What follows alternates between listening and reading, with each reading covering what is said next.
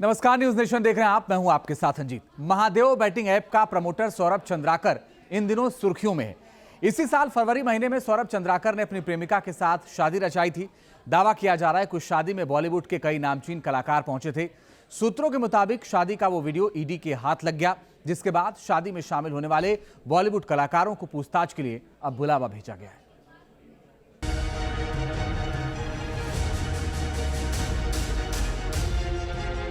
Dubai में जैसे जन्नत जमीन पर उतर आया हो। झिलमिलाती रोशनी के बीच फिल्मी धुन और उस पर बॉलीवुड के नामचीन सितारों के थिरकते कदम। मेहमानों के लिए चार्टर प्लेन और रोल्स रॉयस का भी इंतजाम है। और शादी का वेन्यू तो देखिए, भव्यता ऐसी कि बड़े बड़े कुबेरपति शर्मा जाएं। पहली नजर में ऐसे लग रहा है जैसे किसी बड़े उद्योगपति या किसी बड़े सुपरस्टार की शादी है, लेकिन ऐसा नहीं है।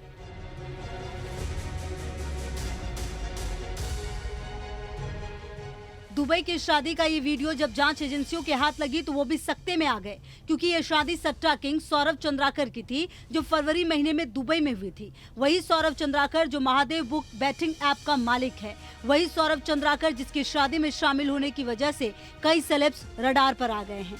रणबीर कपूर को ईडी के सामने पेश होने की नौबत आ गई है। आप ये जानकर हैरान हो जाएंगे कि सौरभ चंद्राकर ने अपनी शादी में पूरे बॉलीवुड को ही दुबई में ला खड़ा किया, जिसमें खुद को सुपरस्टार समझने वाले एक्टर और एक्ट्रेसेस शामिल थी। कोई कॉमेडी किंग था तो कोई मशहूर सिंगर, यहाँ तक कि पाकिस्तानी सिंगर राहत फतेह अली खान, आतिफ असलम और अली असगर को भी बुलाया गया था।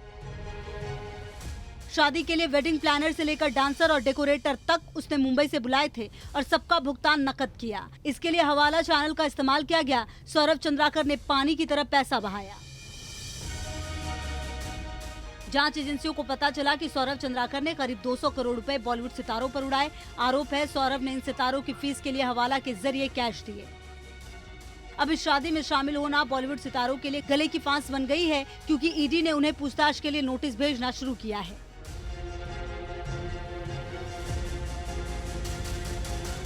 कुछ सेलेब्स ने तो महादेव ऐप को भी एंडोर्स किया। अभी और कई कलाकार ईडी के रडार पर हैं, जिन्हें कभी भी बुलावा आ सकता है। दरअसल 13 फरवरी को भिलाई में अपने घर के पड़ोस में रहने वाली प्रेमिका से उसने पहले सगाई की, जिसमें सौरभ चंद्राकर ने अपनी मंगेतर को 35 करोड़ रुपए की अंगूठी पहनाई। रिंग सेरेमनी मलेशिया में हुई। 14 फरवरी यानी वैलेंटाइन डे पर उसने मलेशिया में समंदर के बीच एक क्रूज पर 7 फेरे लिए। इस शादी में सौरभ ने कई करोड़ रुपए लगाए। भिलाई दुर्ग के करीब 350 लोगों को शादी का निमंत्रण कार्ड भेजा गया था, जबकि बॉलीवुड कलाकारों को पैसे देकर बुलाया गया। इसके लिए उन्हें अच्छी खासी रकम चुकाई गई। Team news nation. Saurabh Chandrakar और रवि उप्पल ऑनलाइन सट्टेबाजी की दुनिया के दो ऐसे नाम जिनका नेटवर्क भारत से लेकर यूएई, पाकिस्तान, श्रीलंका और नेपाल तक में फैला हुआ है। आइए हम आपको भिलाई से एक रिपोर्ट दिखाते हैं, जहां पर सौरभ चंद्राकर कभी जूस की दुकान चलाया करता था। देखिए जरा।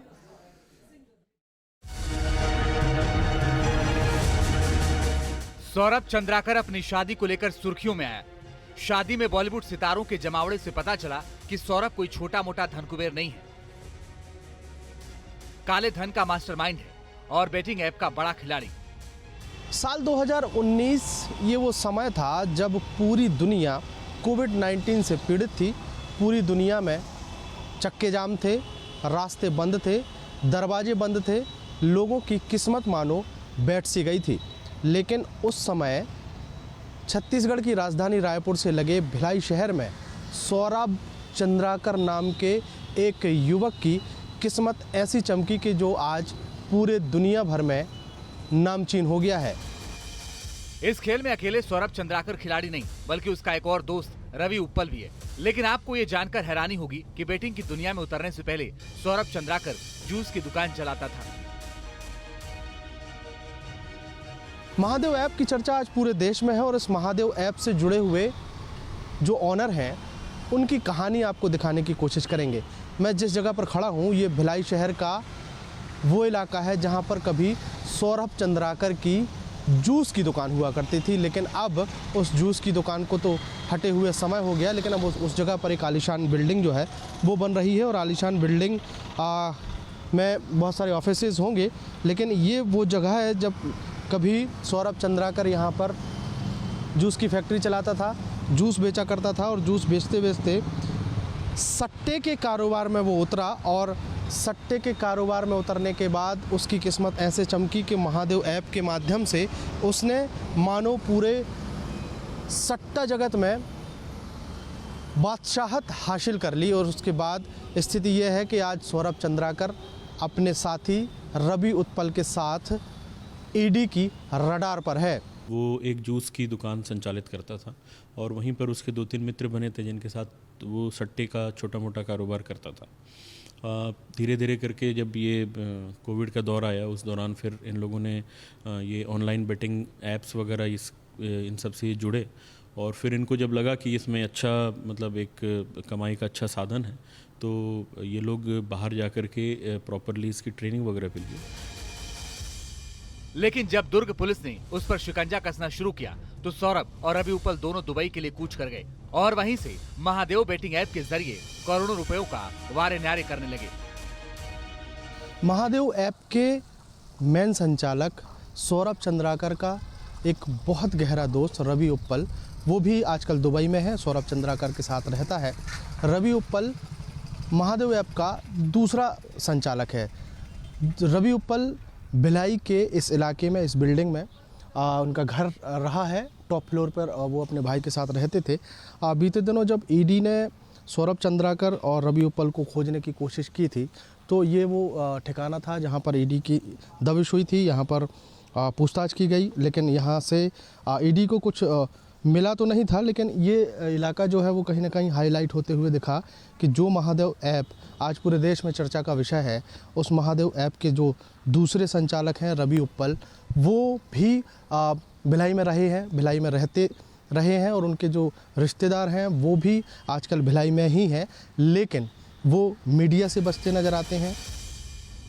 सौरभ चंद्राकर का बचपन जिस घर में गुजरा था, न्यूज नेशन वहां भी पहुंचा। पता चला कि अब वो घर बंद रहता है, छोटा सा घर, छोटा सा दरवाजा।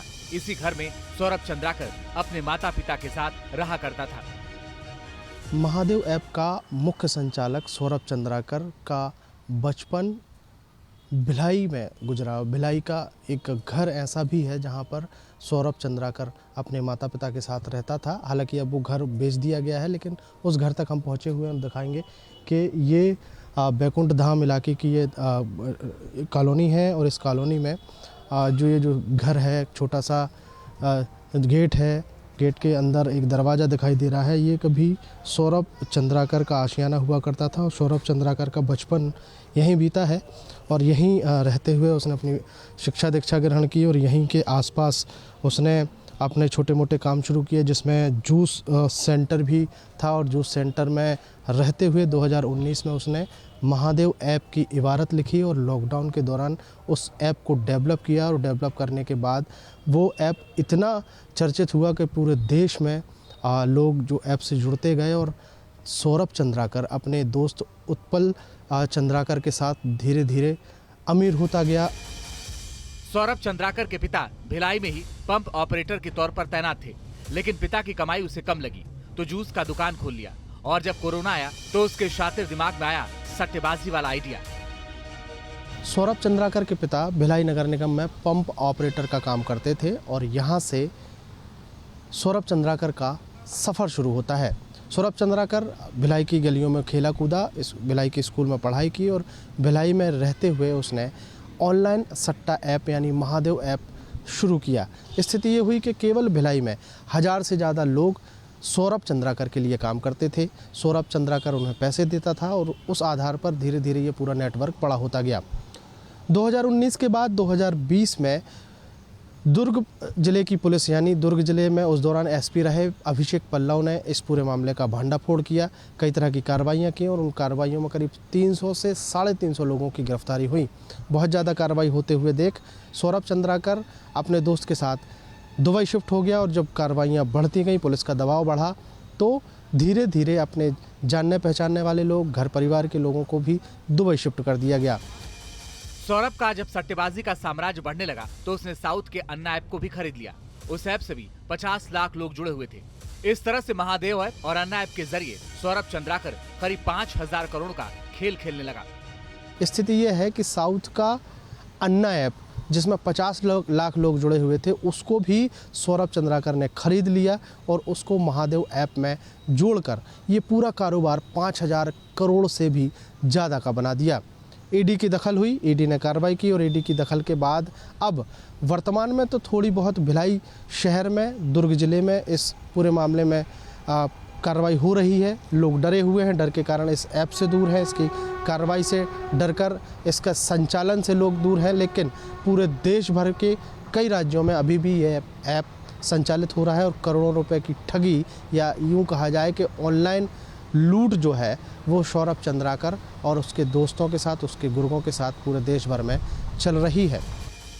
दुर्ग पुलिस ने शुरुआत में उसे छोटा मोटा खिलाड़ी समझकर एक्शन लिया, लेकिन जब उसके सट्टेबाजों के गिरोह के बारे में पता चला तो होश उड़ गए। जिस समय शुरुआती कार्रवाई हुई थी तो मुझे नहीं लगता है कि किसी को भी इस बात का अंदाज़ा था कि इसका स्केल इतना बड़ा होगा या आने वाले समय में हो जाएगा। और आज की डेट में जब अलग अलग जगहों पे अलग अलग एजेंसीज इसके साथ जुड़ करके जांच कर रही हैं तो काफ़ी चौंकाने वाली चीज़ें हम लोगों को भी लग रही हैं।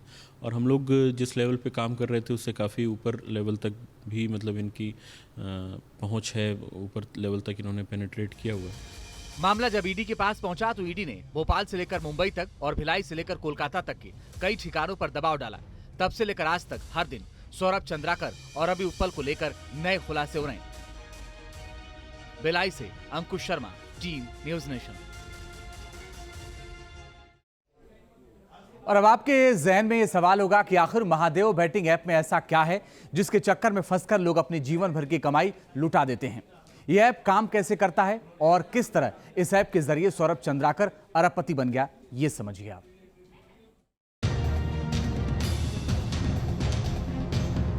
सौरभ चंद्राकर और रवि उप्पल, जूस की दुकान पर जुए की लत लगी, महत्वाकांक्षा बड़ी होती गई, गेमिंग ऐप का आइडिया आया और फिर इस धंधे में ऐसे उतरे कि काफी कम वक्त में सट्टेबाजी के बादशाह बन गए। इंटरनेट की दुनिया में इंटरेस्ट रखने वाले जानते हैं कि ऑनलाइन गेमिंग क्या होती है। लोगों को लगता है कि गेमिंग के जरिए वो जल्द ही करोड़पति बन जाएंगे। सौरभ चंद्राकर ने इसी का फायदा उठाया और Mahadev online book batting app की शुरुआत की। एक टीम इन्होंने बनाई, टीम बना करके एक ऐप बनाया जिसको महादेव ऐप का नाम दिया इन लोगों ने। और उसके बाद फिर धीरे धीरे करके ये लोग अपने साथ कुछ लोगों को, लोकल लोगों को जोड़ना चालू किए और अपना जो ये कारोबार है इसको इन्होंने फैलाना चालू किया। और आज ये जो स्थिति है कि ये लोग खुद दुबई में जा कर के बैठे हैं, कई लड़कों को, कई लोगों को जोड़ रखा है इससे और गैरकानूनी तरीके से कमाई कर रहे हैं इससे। जिसका काम ही होता था ऑनलाइन सट्टेबाजी के जरिए लोगों को चूना लगाना। सौरभ चंद्राकर ने एक सिंडिकेट की तरह ऑनलाइन बैटिंग ऐप को चलाना शुरू किया और फिर देखते ही देखते अरबपति बन गया। न्यूज नेशन आपको बताने जा रहा है कि इस बैटिंग का किस तरह इस ऐप के जरिए लाखों करोड़ों के वारे न्यारे होते हैं। हम आपको एक ऐसे शख्स से मिलवाने जा रहे हैं जो सौरभ चंद्राकर की टीम में काम करता था। फिलहाल वो भिलाई में ही रहता है। मेरा एक दोस्त था जो दुबई में था पहले से, और वो वहाँ पर पहले ऐसे मैं कांटेक्ट में था उसके, मैं भी ऑफलाइन गेम खेला करता था। तो वो मेरे को पहले बताया कि एक साइट है महादेव बुक करके ऐप है, उसमें खेल, उसमें ज़्यादा प्रॉफिट होता है और विड्रॉल बहुत जल्दी मिलता है। तो मैं उससे व्हाट्सअप कॉलिंग के थ्रू मिला, फिर बात हुआ, मैं लॉस भी बहुत हुआ। उसके बाद वो मेरे को बताया कि आएगा क्या करके यहाँ पर, तो मैं चला गया, फिर दुबई गया। वहाँ पर मैं दिसंबर 2021 में मैं दुबई चला गया, वहाँ 5 महीना रहा। 5 महीना रहने के बाद फिर वहाँ पर जब पता चला कि यहाँ पर ये काम इलीगल है करके, तो फिर मैं वहाँ से बहाना बनाकर वापस आ गया वहाँ से। उसके बाद फिर मैं भिलाई में आ गया वापस छत्तीसगढ़ अपने। उसके बाद फिर 4 महीना तक अपने घर में था। उसके बाद फिर मैं अपना फिर से इसी काम में चला गया। फिर मैं बालाघाट में, वहाँ पर मेरे को पुलिस वालों ने अरेस्ट किया। इस बैटिंग ऐप को फ्रेंचाइजी के जरिए भी चलाया जा रहा है, जिसमें 70-30 का रेशो होता है, यानी 70% हिस्सा सट्टेबाजी वाले का, जबकि 30% हिस्सा खेलने वाले का। इसके अलावा हैकिंग के जरिए करोड़ों की कमाई होती है। सबसे बड़ी बात, इस गेम का मतलब ही होता है हारना और सिर्फ हारना। यहाँ पर ऐसा होता है कि 70-30 का रेशियो होता है, जिससे 70% तो खिलाने वाला प्रॉफिट में रहता है, 30% कस्टमर प्लस हो पाता है। उसमें से भी कुछ ऐसे होते हैं कि लॉस ही ज़्यादा जाते हैं। एक साइट, ये हैकिंग साइट होता है, इसको हैक भी कर लेते हैं बहुत लोग, उसके थ्रू भी पैसा कमा लेते हैं, लेकिन ज़्यादातर लॉस ही होते हैं इसमें। यहाँ पर इसमें आप कितना भी कर लीजिए, प्रॉफिट हो ही नहीं सकता, आप हारेंगे ही हारेंगे कंटिन्यूस में। उसके बाद फिर वो एक पैनल के थ्रू काम करता है पूरा, उसमें साइड होती हैं बहुत सारे, जैसे sky exchange, tiger exchange, cricket buzz, ये सारे चीज़ इसके मेन वो होती है, इसमें गेम साइड होते हैं। इसमें 50+ कैसीनो होते हैं, फिर लाइव क्रिकेट होता है, वर्चुअल क्रिकेट होता है, ये सारा कुछ रहता है इसमें। और फिर वो गेम हम उसमें खेलते हैं और बैट लगाते हैं, और फिर अगर जीत जाते हैं तो हम 10 मिनट के अंदर विड्रॉल भी ले लेते हैं। और फास्ट सर्विस होता है और ट्रस्टेबल है करके इससे सारे लोग प्ले करते हैं, और सब वहीं पर हम वही ट्रेनिंग मिला हमको, वहाँ करते थे। हारने या जीतने पर पैसों के लेन देन के लिए बैंक अकाउंट का इस्तेमाल होता है। इसमें या तो कॉर्पोरेट अकाउंट का इस्तेमाल होता है या फिर करंट अकाउंट। वहाँ पर ज़्यादातर कॉर्पोरेट अकाउंट और करंट अकाउंट यूज़ किया जाता था। यहाँ जो छत्तीसगढ़ से जाते थे वहाँ पर अकाउंट वगैरह, और वो अकाउंट जाते थे वहाँ पर। उसके बाद वहाँ पर कुछ लोग थे जो अकाउंट को ट्रांसफ़र किया करते थे, या कुछ दुबई, इंडिया से दुबई जा रहे थे तो वो लेकर आते थे, ऐसा करके सब चलाते थे। और अकाउंट्स में पैसा रहता था और लमसम अमाउंट करोड़ों रुपए का ट्रांजैक्शन हुआ करता था उसमें। आप ये जानकर हैरान रह जाएंगे कि अकाउंट किसी गरीब के नाम पर खोले जाते थे या फिर मजदूरों से खुलवाए जाते थे। बदले में उन्हें 5,000 रुपए दिए जाते थे। यहाँ पर जैसे नॉर्मल लेबर वगैरह होते हैं जिसको समझ नहीं होता, वो लोगों को बहला फुसला के 5,000 रुपये में अकाउंट खरीद लेते थे और वही अकाउंट को वहाँ आगे बढ़ा देते थे। ऐसा पूरा काम चलता था इसका। कई सारे खाते हम लोगों को मिले हैं, हम लोगों ने करोड़ों के जो अमाउंट्स हैं वो फ्रीज़ किए हैं। इसमें कई सारे खाते जो हमको मिले जिसमें उनके ओनर जो है, क्योंकि वो एक डॉर्मेंट टाइप के खाते थे जो एक्टिवली यूज़ नहीं होते थे, उनका इस्तेमाल ये लोग करते थे। तो उनके यूज़र से भी हम लोगों ने बातचीत की, कई लोगों को जानकारी नहीं रहती है। उसके अलावा कुछ लोग अपना खाता खुलवा करके एक तरीके से इनके सुपुर्द कर देते थे और कुछ कमीशन उनको मिलता था, तो उनके विरुद्ध भी कार्रवाई की गई है। एक फ्रेंचाइजी की कमाई हर दिन 10 लाख रुपए से ज्यादा होती है। इस फ्रेंचाइजी को चलाने के लिए 7 से 8 लोगों को रखा जाता है, जो कि ज्यादातर सौरभ ने अपने शहर से बुलाए थे। एक दिन में, जैसे आपने बताया कि आप पैसे निकालने का काम करते थे, ट्रांसफ़र करने का काम करते थे, एक दिन में कितने पैसे लगभग आप ट्रांसफ़र कर देते थे? 10 लाख प्लस। 10 लाख प्लस। हाँ आप एक ही जगह का काम? हाँ, ये एक ब्रांच का काम था। वहाँ हम एक ब्रांचेस चलती है जगह जगह। जैसे वहाँ पर मेन 60 लड़के हैं तो 60 लड़के, एक ब्रांच में 7 लड़के 8 लड़के रहते हैं, और ऐसे करके 10 से 12 ब्रांच चलती थी वहाँ पर। तो एक ब्रांच में कम से कम 10 लाख 12 लाख रुपए का पर डे का रहता था। 10-12 लाख रुपए आते थे, उसको आप दूसरे खाते में ट्रांसफ़र करते थे? हाँ, हम नहीं करते थे, हमारा जो मैनेजर रहता था वो करता था, हम बस काम करते थे वहाँ पर। इस युवक को भी सौरभ ने दुबई से बुला लिया था।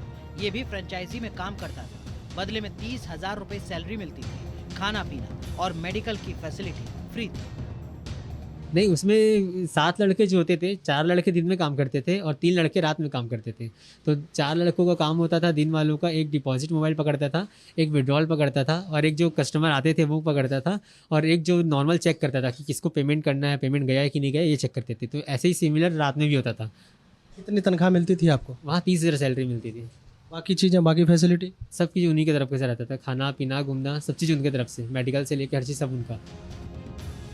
यूएई में अभी भी ऐसे सैकड़ों की संख्या में लोग हैं जो सौरभ के लिए काम करते हैं। लेकिन जिस तरह ईडी ने शिकंजा कसा है, ऐसा नहीं लगता कि सौरभ का सट्टेबाजी का ये खेल ज्यादा दिन तक चल पाएगा। अंकुश शर्मा, भिलाई।